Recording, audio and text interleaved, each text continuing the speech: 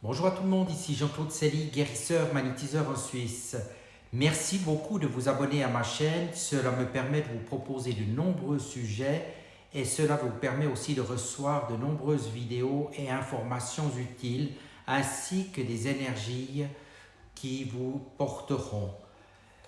N'oubliez pas aussi de partager et de liker la vidéo si vous l'appréciez et sous ces dernières vous trouverez des liens utiles comme mon site internet ainsi qu'un numéro de téléphone pour me contacter. Aujourd'hui, nous allons parler de la communication d'âme à âme. Nous sommes aujourd'hui le 6 septembre, jour où l'on fête la Saint-Germain et la personne qui a écrit ces communications d'âme à âme s'appelle Pierre Lessard et il communique très souvent avec Saint-Germain. Donc c'est un jour favorable pour entreprendre cette démarche. La communication d'âme à âme débute par la communication avec son âme propre. La communication avec l'âme signifie que l'individu s'élève au-delà des considérations limitées à son incarnation et reconnaît qu'il existe à chaque instant un univers multidimensionnel. Sans toutefois nier son corps et son incarnation, il les reconnaît comme une partie du tout. Il reconnaît qu'en eux l'âme existe. Ces dernières se manifestent par des sensations de joie et d'amour pur ressenties jusque dans le corps physique comme un profond bien-être ou un état de grâce, voire d'extase. Ainsi, lorsqu'un individu veut entrer en communication avec l'âme, c'est pour s'assurer en tant ses états, que ses pensées, ses attitudes, que son comportement correspondent bien à l'expérience véritable de son incarnation, de son parcours cosmique. Il veut ressentir à partir de son âme la communication qui lui assure qu'il est au cœur de lui-même. Par exemple, si un individu a le choix en deux possibilités importantes de sa vie, il peut demander à son âme laquelle correspond le mieux à l'expression de son essence et facilitera son unification. Bien entendu, une personne ne demande pas à son âme de lui indiquer le meilleur choix concernant toutes les décisions qu'elle a à prendre. Néanmoins, elle peut communiquer avec celle-ci pour les décisions relatives à ses créations et à ses unions sur Terre. Communiquer avec son âme. Lors d'une communication réelle avec son âme, la personne reçoit instantanément son message, souvent même avant de l'avoir exprimé. Rappelez-vous un bien-être ressenti dans la poitrine, dans tout l'espace du cœur, un bien-être empreint d'amour, celui d'une joie pure. Non pas une simple sensation agréable associée à la réalisation d'un désir, mais une sensation qui est à la fois beaucoup plus intense et beaucoup plus fine. Une sensation de joie profonde résultant d'une reconnaissance de soi, une reconnaissance de la grandeur, de la lumière, de l'amour qui est transmis. Établissons une analogie avec un message reçu d'un ami. Parfois, un message amical vous indique qu'un choix semble, selon le regard de cet ami, plus judicieux que l'autre. Vous l'accueillez alors et en ressentez une satisfaction, sinon même du plaisir. Pourtant, en d'autres occasions, le message d'un ami vous amène à ressentir une vibration empreinte d'amour au-delà même du message ou de ce que vous en attendiez. Il y a dans son message de l'amour pur, inconditionnel. Ce message est beaucoup plus puissant et bien sûr votre sensation est beaucoup plus intense. Il en est ainsi lorsque l'âme s'exprime. Quand elle communique avec vous, la sensation est intense et l'amour que vous ressentez est pur et inconditionnel. Cela ne signifie point que le message de l'âme est simple à intégrer, que le message est facile à concrétiser. Cela ne signifie pas non plus que l'expression de ce choix que vous vivrez à chaque instant une joie incommensurable. La joie dont nous vous parlons est celle qui est ressentie dans la perspective du choix suggéré par l'âme. Par là, nous entendons que cette dernière pourrait vous transmettre par une sensation joyeuse que, par exemple, une occasion est plus juste pour vous qu'une autre. Est-ce à dire que votre parcours vous semblera plus facile ?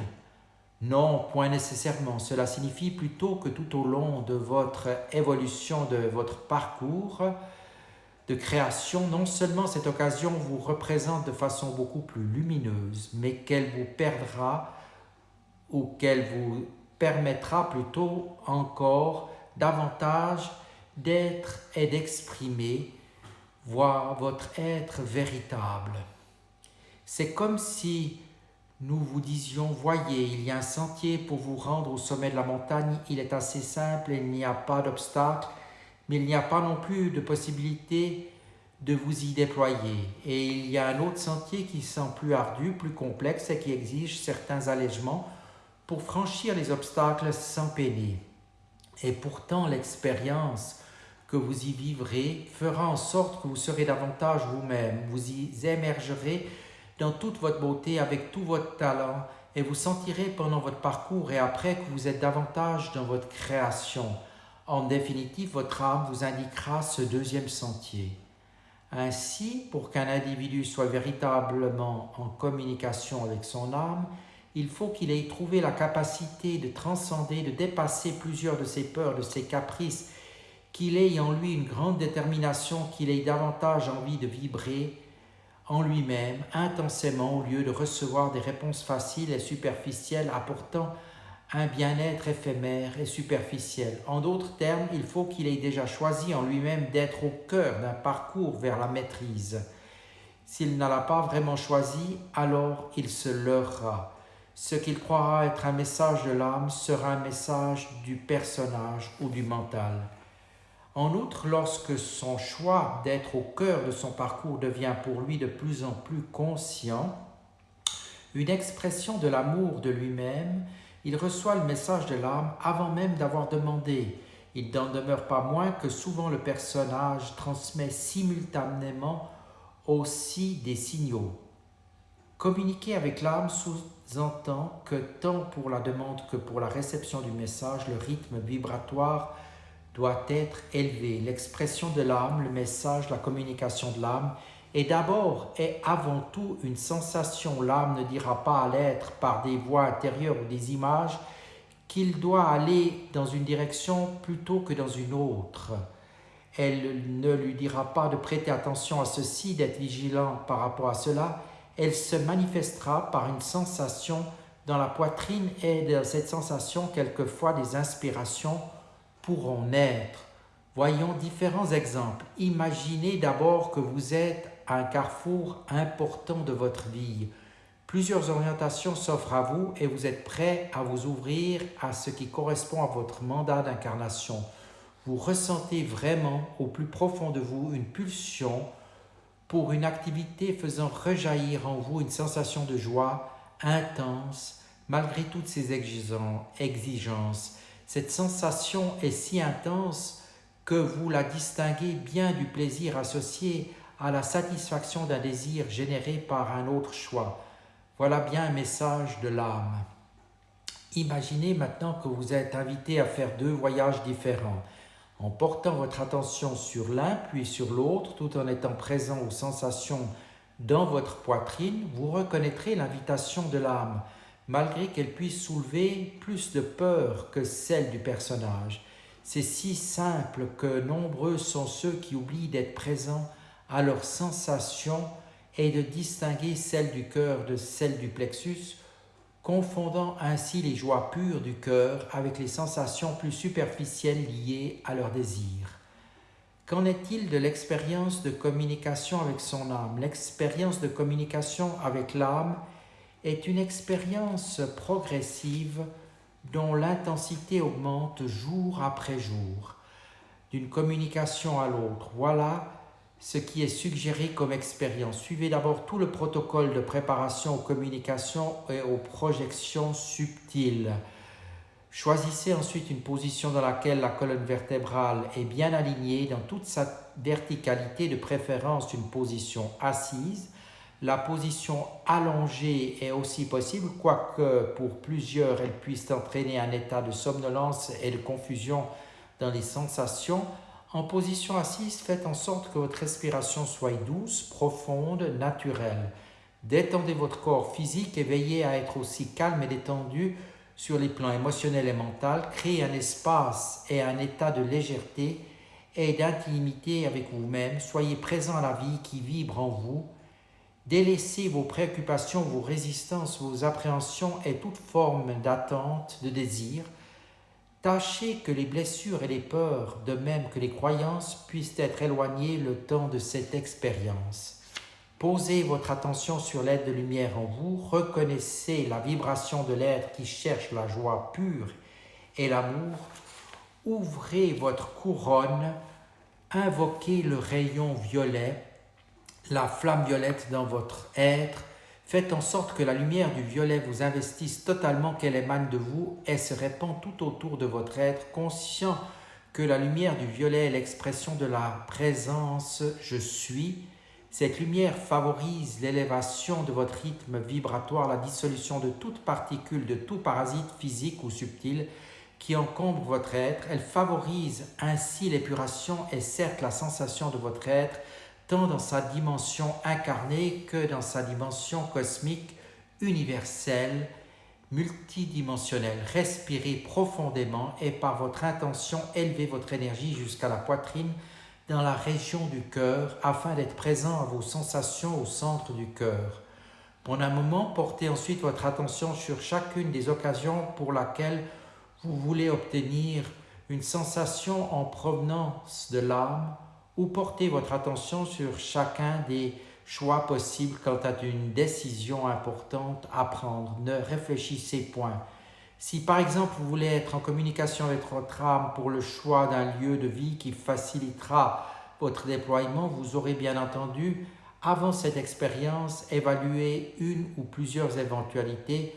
Lorsque vous êtes dans l'expérience, posez alors votre attention sur chacune des éventualités, soit sur chaque lieu de votre vie. Poser l'attention peut signifier avoir une pensée spécifique sur chaque éventualité. Ce peut être aussi de créer intérieurement une image de l'éventualité ou de vous imaginer dans cette éventualité. Dès que votre attention porte sur une éventualité, ne réfléchissez point, n'analysez point. Soyez simplement prêt à ressentir, à capter la sensation générée dans votre poitrine par rapport à l'éventualité observée. Est-ce une sensation de joie euphorique qui se manifeste, une sensation de bien-être, une absence de sensation, un inconfort ou même une contraction de votre poitrine? Puis posez votre attention sur l'autre éventualité. Assurez-vous d'être présent aux sensations dans votre poitrine et non à celles de votre plexus solaire, à vos émotions ou aux arguments du mental. Imaginez par exemple que vous vouliez recevoir de la part de votre âme une indication quant à une relation à développer avec une personne qui vous attire. Vous voulez savoir s'il est préférable que vous soyez tous les deux des compagnons, des amis ou encore des amoureux intimes. De la même façon, posez votre attention sur chaque possibilité en vous imaginant avec l'autre selon chacune des formes de relation. Bien entendu, chères âmes, vous expérimenterez qu'une sensation de bien-être dans la poitrine et même de joie euphorique peut aussi s'accompagner de contraction de votre plexus ou d'un doute, d'une ambiguïté ou d'un scepticisme sur le plan mental. N'en faites point là un objet de confusion. Le bien-être ou la joie pure ressentie dans la poitrine vous indique que l'âme répond à cette éventualité comme la plus juste pour l'évolution de votre être. Il se peut toutefois que vos peurs, vos croyances ou vos contingences fassent en sorte que vous ayez de la difficulté à mettre en place ce qui vous est communiqué. Il se peut que cela crée une véritable peur et une contraction du plexus ou que ce ne soit pas raisonnable selon votre mental. L'important est d'abord d'accueillir sans analyser. Par la suite, vous pourrez, à n'en pas douter, choisir de vous orienter sur la voie indiquée par votre âme immédiatement ou progressivement. L'expérience de communication avec l'âme vous invite à ne pas entrer dans une analyse ou une argumentation intérieure. Plus vous expérimenterez ainsi la communication avec l'âme pour des choix qui représentent des occasions, des éventualités, plus la complicité avec l'âme se manifestera par des sensations plus claires et par la suite, au-delà des réponses et des éventualités, vous ressentirez une guidance toujours sous forme de sensations lorsque votre regard ira naturellement dans une direction plutôt que dans une autre et quand la sensation ne sera pas de joie pure ou d'un bien-être profond, lorsque vous orienterez dans une direction, vous saurez qu'une autre perspective ou éventualité que vous n'avez peut-être pas encore reconnue et évaluée se présentera. Mais qu'en est-il de la clarté de la communication avec l'âme? À la suite de l'expérience vécue, continuez à développer le propos de la communication avec l'âme. Bien que l'individu sur la voie de la maîtrise soit en relation constante avec l'âme et qu'il choisisse consciemment d'avoir une communication claire qui puisse inspirer ses choix, nous observons qu'il a souvent une plus grande facilité à communiquer avec d'autres âmes, d'autres esprits, d'autres types de présence, d'autres formes de vie qu'avec son âme. Qu'en est-il réellement? En soi, quand la personne est en relation avec son âme, elle est dans l'attente d'une réponse, d'une orientation, d'une sensation précise, et ce beaucoup plus que lorsqu'elle est en relation avec d'autres formes de vie. Son personnage et son mental interviennent plus régulièrement et certes, elle a plus de possibilités de se leurrer quant à la source de ses sensations et de ses messages. C'est ainsi que nous proposions l'expérience de la communication avec l'âme dans une forme progressive. Nous vous suggérons de l'expérimenter en vous assurant d'élever votre rythme vibratoire, d'amener votre énergie dans votre cœur et d'émettre une attention claire et pure afin d'être bien présent aux sensations. L'expression de l'âme se manifeste par des sensations, avons-nous dit, et ce sont ces sensations qui définissent le message de l'âme. Lorsque la sensation n'est pas claire, qu'une ambiguïté demeure ou que vous ressentez une contraction de votre plexus ou sur le plan mental, quant à la sensation reçue et qu'elle signifie ou que cette sensation se transforme en des inspirations opposées, paradoxales, confuses pour vous, ou encore lorsqu'elle devient un message si net qu'il vous étonne, nous vous conseillons de reprendre l'expérience de communication avec l'âme à 2 autres reprises. L'expérience consiste, lorsque votre énergie est dans la région du cœur, à reprendre l'expérience entièrement à 2 autres reprises à des moments différents. Si les sensations sont les mêmes à chaque reprise, si le bien-être et la joie restent les mêmes à chacune des 3 communications, de même que le choix qui en résulte, alors vous voilà assuré. Si toutefois il y a ambiguïté à chacune des reprises ou une différence de sensation, une distinction dans les choix, alors il vous sera proposé d'attendre avant même de choisir, que vous puissiez retrouver une paix intérieure et que d'autres expériences ou connaissances s'inscrivent en vous pour aider à la clarté de votre réception. Quoi qu'il en soit, même si des communications avec d'autres formes de vie vous semblent souvent plus claires à court terme que les communications avec votre âme, il vous faut sur votre parcours parvenir à une réelle complicité avec votre âme. Une relation complice et des sensations claires instantanées favoriseront des communications beaucoup plus profondes, étendues avec les autres formes de vie et intensifieront vos capacités de transmutation et de projection. Même si dans les premiers pas sur votre parcours, la communication avec votre âme n'est pas encore réellement claire, vous pourrez expérimenter d'autres formes de communication et certaines transmutations et projections. Toutefois, tant et aussi longtemps que la relation ne sera pas intensément intime, véritablement complice et claire, l'ampleur des autres communications et des projections sera limitée. Il est donc essentiel pour l'individu sur la voie de la maîtrise d'ouvrir le couloir relationnel avec son âme. Par ces termes, nous voulons dire de faire en sorte qu'il puisse ressentir concrètement les orientations favorisées par son âme et à ce moment-là partir des sensations qu'elle provoque en lui. Très souvent, la sensation exprimant le message de l'âme sur une éventualité est claire, intense et joyeuse. Malgré tout, l'individu s'interroge quant à la réaction d'un être cher à ce message et au choix qu'il suscite par rapport à lui. Rappelez-vous que le message de l'âme en est un d'amour. La personne qui vous est chère est naturellement quelqu'un qui vous aime et qui vous souhaite votre bonheur. Lorsque vous apprenez que votre personnage réagisse au message que vous avez reçu de votre âme et au choix de vie, il vous indique que vous pouvez d'abord les communiquer à son âme. Voilà, j'espère que ces quelques réflexions et que cette petite méditation ou concentration vous sera utile pour vous connecter encore davantage à votre âme. Je vous dis à bientôt et merci de votre attention.